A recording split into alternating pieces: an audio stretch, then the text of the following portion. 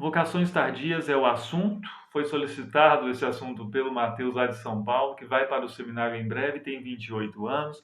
Soube que eu me fui ordenado aos 38, então soube que eu entrei para o seminário com 32 anos de idade e por isso me pediu para conversar sobre o assunto, né?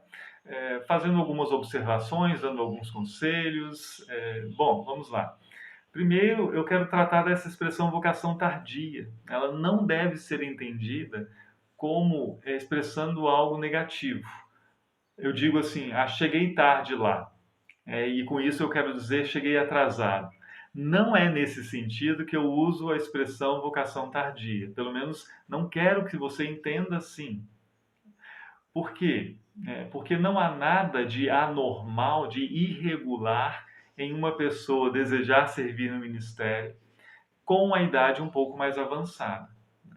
Não é, o normal é jovenzinho e a gente tolera os sujeitos mais vividos.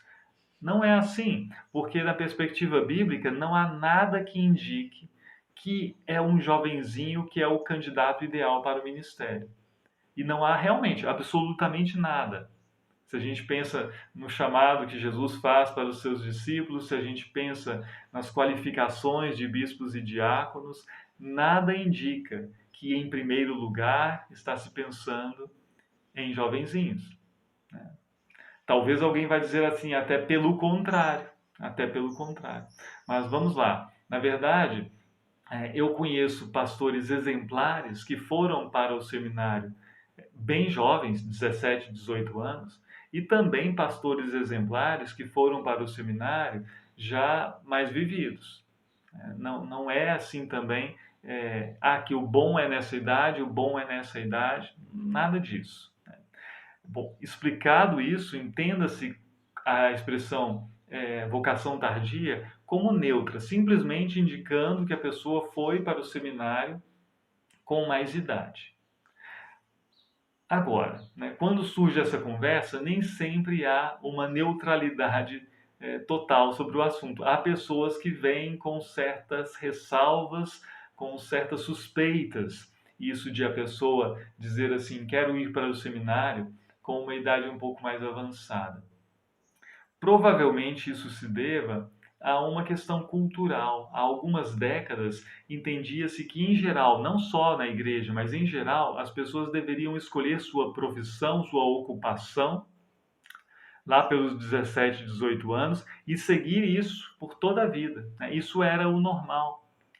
Eu vou ser padeiro, vou seguir a profissão do meu pai. Eu vou ser engenheiro, vou para a faculdade. Vou fazer o curso técnico, vou ser eletricista. E a pessoa fazia isso ali, ficava trabalhando por décadas, se aposentava. Né? É o normal. As pessoas internalizaram isso como normal. Talvez por isso a gente use essa expressão vocação tardia, né? E talvez por isso as pessoas às vezes tenham alguns supostos inconvenientes em mente quando pensam no sujeito que vai para o seminário já mais vivido. Mas eu quero enfatizar, isso é um dado cultural, não é uma informação das escrituras e não é um dado cultural que esteja do mesmo jeito como há tantos anos atrás. Essas coisas estão mudando, as pessoas estão percebendo que, na verdade, já é um tanto raro a pessoa escolher tão jovem. Havia até uma certa pressão, né? Não escolheu ainda, o sujeito tem 19 anos, você não escolheu o que você vai fazer para o resto da vida ainda. Vamos lá. Supostos inconvenientes, então. Né? Alguém pode pensar assim, com 30 anos de idade, vou por 30 aqui mais ou menos, né? Ou pode pensar em 40 também, ou 28, né? A pessoa tem o caráter já formado, nós não vamos conseguir moldar o caráter desse futuro pastor durante a sua formação. Eu acho isso uma ilusão, né? E é uma ilusão se a gente sabe que o caráter das pessoas é formado muito antes dos 17 anos, 18 anos. Com 17, 18, a pessoa já está terminando a sua adolescência. O caráter é formado lá na primeira infância, inclusive, teríamos que ter seminaristas com 2 anos de idade, recém-desfraldados, para a gente poder formar o caráter dele, né? Não é assim. Então, na verdade, talvez até com 30 anos de idade seja mais fácil a gente lidar com o caráter da pessoa, porque já dá para perceber, olha, não pisou na bola aqui até os 30 e poucos anos. Se não pisou na bola gravemente até aqui, é mais possível, mais plausível pensar que nos próximos 30 também não vai pisar na bola. O de 17 a gente pode pensar assim, ele tem caráter mesmo ou ele não teve oportunidade de pisar na bola ainda? Mas isso também, tudo no campo das hipóteses, né? Mas eu quero só dizer, não dá para dizer que com 17 anos é mais fácil lidar com caráter do que com 30. Isso é uma ilusão. As pessoas são muito dissimuladas e a pessoa que não tem um bom caráter e quer esconder isso, com 17 anos ela consegue fazer isso muito bem. E eu vou até dizer, sem ter família, ela consegue fazer isso muito bem. Convivendo com uma família ali, com esposa, com filhos, talvez seja mais difícil de ocultar um desvio de caráter, né? Mas isso também, eu volto a dizer, né? Nós temos que lidar com as pessoas em todas as fases, né? E conversar seriamente com as pessoas, abertamente com as pessoas, e que haja essa sinceridade, essa abertura, para que não haja um ocultamento de problemas de caráter.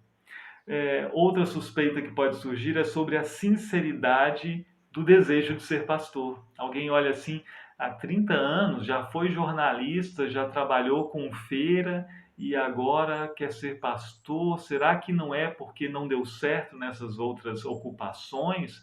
Será que é sincero esse desejo? Por que que ele não quis antes? Porque, olha, eu acho isso também cheio de preconceito, né? Primeiro, quem disse que ele não quis antes? Eu vou dizer no meu caso, eu quis aos 6 anos de idade.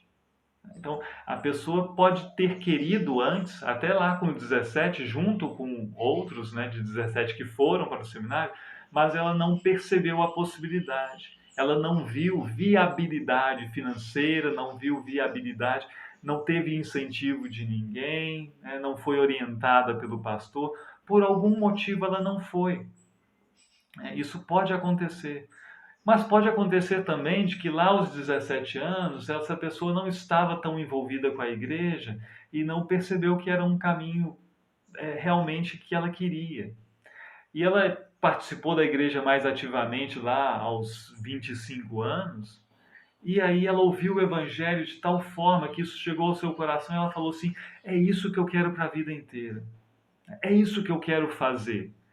Por que que eu vou suspeitar que ela tinha que ter? Isso é aquela mentalidade de que as coisas acontecem na vida sempre de forma linear, né? Não, o normal é a pessoa nascer nessa igreja, ser batizada, fazer a confirmação, decidir ir para o seminário ou não, né? Mas a vida não é assim, né? A vida não é assim. E temos que jogar fora essa ideia de que isso é o padrão. Até porque esse padrão, ele demonstra suas falhas muitas vezes, né? É, então, eu acho que também, de novo, conversar com a pessoa. Né? Conversar com a pessoa é importante e ela fazer uma autoanálise sobre essa vocação, sobre esse desejo que tem. É algo real? Por que que isso surgiu agora? Geralmente há uma explicação. Há uma explicação. É só a gente saber. É, Outro inconveniente, eu já escutei também, é aquele assim, mas você vai terminar o seminário com 38 anos, vai servir por pouco tempo. Vale o investimento, né? Vale o seu investimento de tempo, porque você vai ficar 6 anos lá, né? Vai sair já quase um quarentão. Vale o investimento da igreja também, formar alguém para servir por quantos anos? E a resposta é: não sei por quantos anos, porque eu não sei quanto tempo eu vivo, eu não sei quanto tempo o meu colega jovem vai viver também. Eu não sei quanto tempo o aluno do seminário que tem 50 anos vai viver. A gente não sabe. O fato é que nós não conhecemos o nosso caminho até o fim.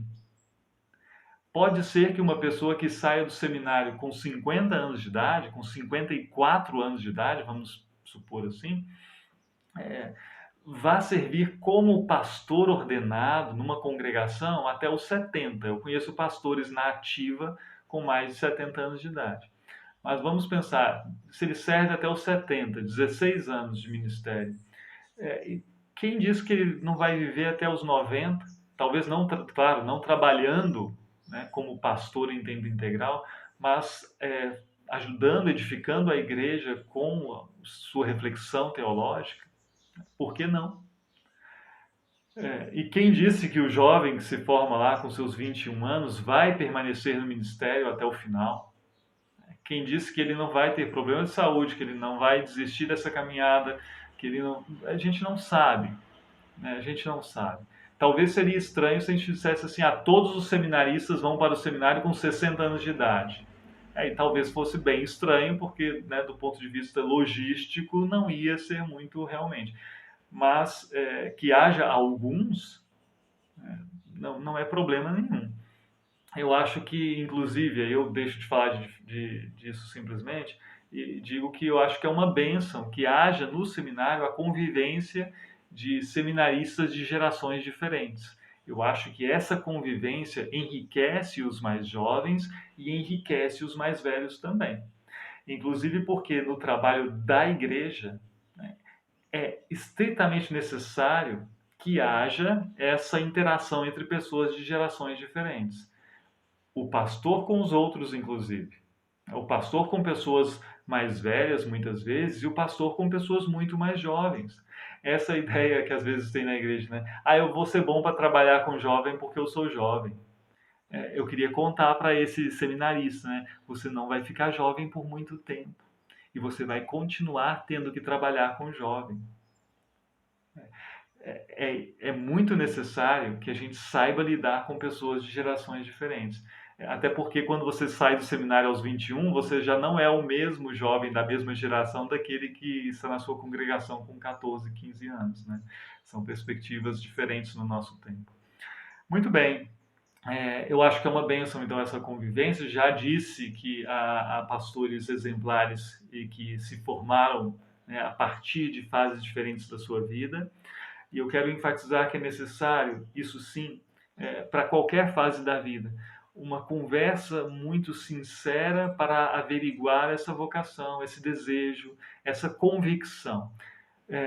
Sabendo, né, que quem tem família, pensando no tardio, geralmente tem família, quem vai para o seminário com família tem que ter essa conversa muito séria com a família, com a esposa especialmente, porque há dificuldades a enfrentar. Até ali eu falei sobre supostos problemas, supostos inconvenientes, mas agora eu falo de dificuldades reais, dificuldade real de tempo.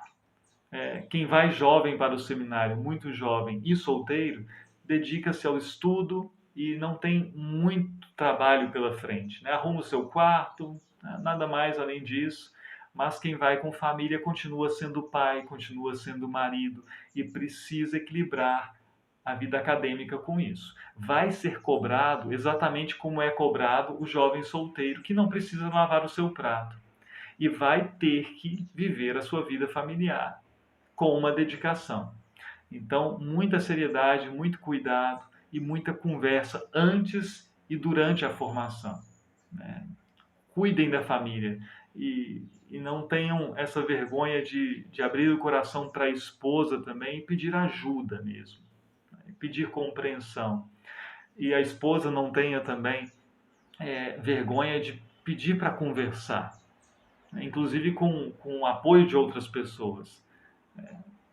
Isso é importante, é muito importante, porque a vida continua acontecendo. Eu tive minha segunda filha estando no seminário, então teve a coisa da gestação, que foi uma gestação de risco da minha esposa, teve o parto, teve aquele momento de recém-nascido, de um mês sem dormir. Então isso tudo precisa ser tomado em conta, né? Finanças também, né? Lidar com as finanças de um solteiro é uma coisa muito mais fácil. Estando no seminário solteiro, ele pode ter apoio distrito da família, ele pode financiar o seu curso também, o casado pode fazer isso, Mas o solteiro, tendo o curso pago, resolvida a questão do curso, né, do custo anual do seminário, está resolvida praticamente a sua alimentação e, bom, lavanderia. No caso do casado, ele tem que pensar na alimentação, ele tem que pensar na saúde da família, no vestuário da família. Filhos crescem, roupas nem sempre duram 6 anos. Eu tenho algumas que duraram até 12, ou que estão durando ainda, mas nem todas as roupas vão durar 6 anos da família. Então isso implica em gastos. Então as finanças para quem é casado são muito mais complexas e incertas. Por isso às vezes eu digo, né? Vai para o seminário, é casado, avalie, você tem uma reserva financeira? Mas eu vou contar com a ajuda, mesmo assim, você tem uma reserva financeira? Não tem. Quem sabe não é sensato atrasar em 1 ano ou 2 a sua ida para o seminário e construir uma reserva financeira. Ir de modo mais equilibrado financeiramente. Eu acho isso muito importante. Eu digo por experiência própria, é importante. É importante. Eu tinha, durante o seminário, a caminhada do seminário, a minha esposa continuava tendo sua renda, né? E mesmo assim, eu vou dizer que não passamos a aperto sério, mas passamos alguns momentos em que houve problemas. Nós tivemos gastos de saúde durante 1 ano maiores, assim, durante 2 anos maiores, né, imprevistos com uma das nossas filhas, e se nós não tivéssemos uma reserva financeira, para isso, pensando nessa possibilidade, teríamos passado um aperto muito grande.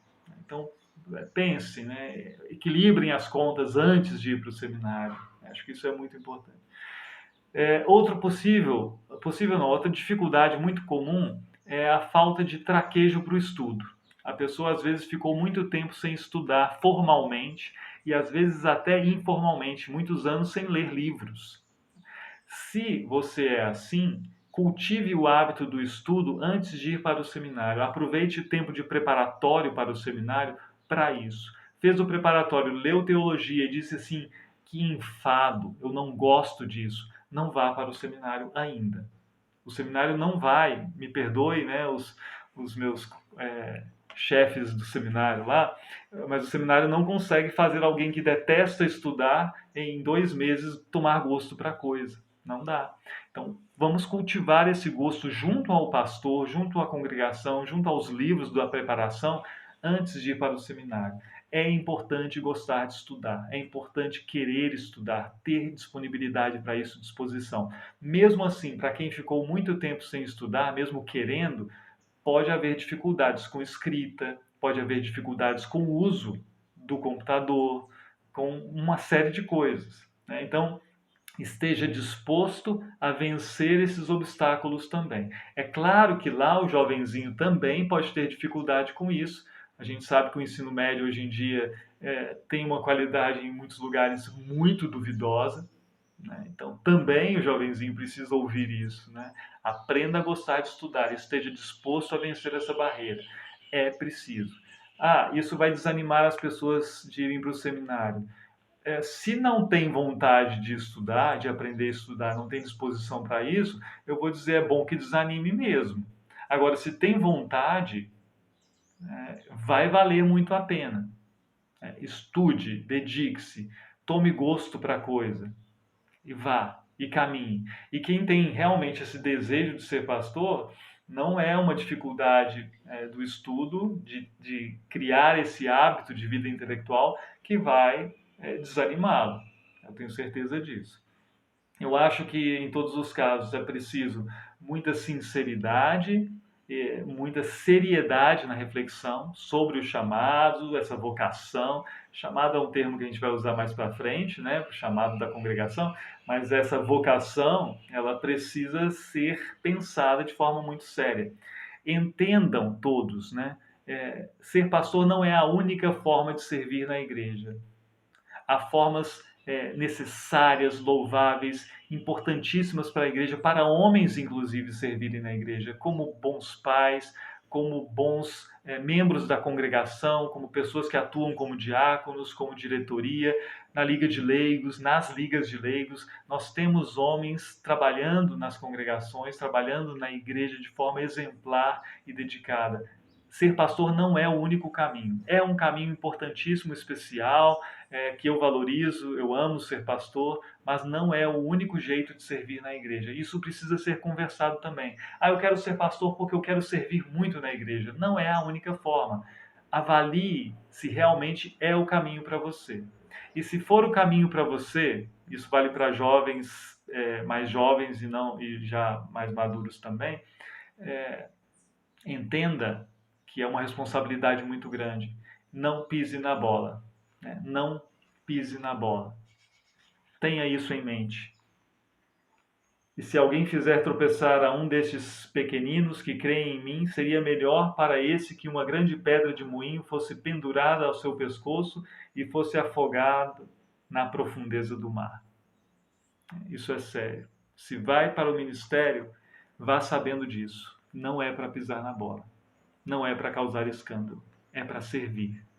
Não a si mesmo, mas ao Senhor da igreja e à igreja. Bênção de Deus, um grande abraço e até a próxima.